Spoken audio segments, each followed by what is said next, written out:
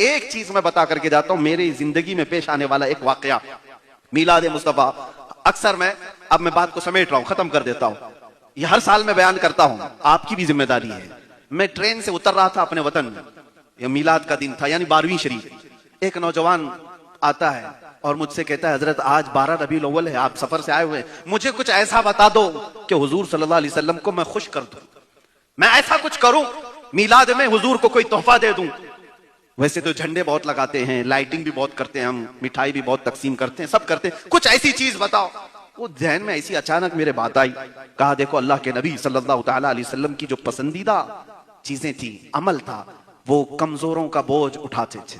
पूरे मक्का में इस बात में हुजूर मशहूर थे, वो बूढ़ों का और कमजोरों का बोझ उठाते, यतीमों की आहवजारी सुनते और उनकी दस्तगीरी फरमाते। अभी हम यहाँ सफर से आए हुए हैं, देखो कोई ऐसा तुमको नजर आ जाए जो बूढ़ा हो, कमजोर, उसका सामान उठा के पहुंचा दो, ताकि हुजूर के इस अमल पर तुम्हारा अमल हो जाए और हुजूर खुश हो जाएंगे।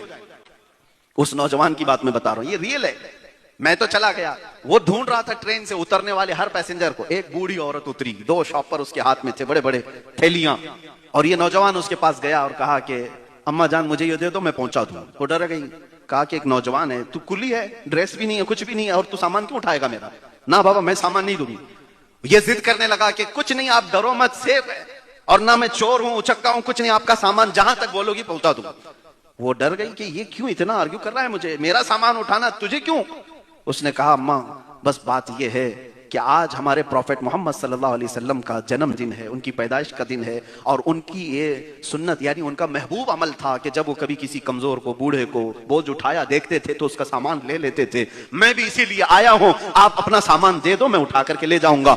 वो इतनी बात पर इंप्रेस हो गई, खुश हुई, और दोनों सामान उठा के दे देती है, और वो लेकर के गया काफी दूर तक, उसके घर तक वो पहुंचा करके आया। बात आई गई, हो गई, खत्म हो गई। 6 महीने के बाद मेरे अजीजों, वो नौजवान मुझसे राब्ता करता है और कहता है अजीब इत्तेफाक है हजरत, अजीब इत्तेफाक है, वो खातून जो जिसका सामान मैं उठाकर पहुंचाया था, मेरे भी कोई कांटेक्ट में नहीं थी, लेकिन जाने के वक्त उसने कुछ कांटेक्ट लिए थे। 6 महीने के बाद आज वो मुझसे कांटेक्ट करती है और कहती है नौजवान तुम्हारे किसी आलिम से मिलाओ। कहा क्यों, वजह क्या है? वो कहती है 6 महीने हो गए मैं तुम्हारे नबी की सीरत ही पढ़ रही हूं, उनकी बायोग्राफी पढ़ रही हूं, और आज मैं इस नतीजे पर पहुंची हूं कि उससे बेहतरीन अखलाक किसी के हो ही नहीं सकते। और मैं चाहती हूं कि वो जो हसीन चेहरे वाला दुनिया में आया था, अमीना का लाल, आला अखलाक वाला आया था दुनिया में, मैं उसके अखलाक में ढल जाऊं और मैं भी कलमा तैयबा पढ़ लूं।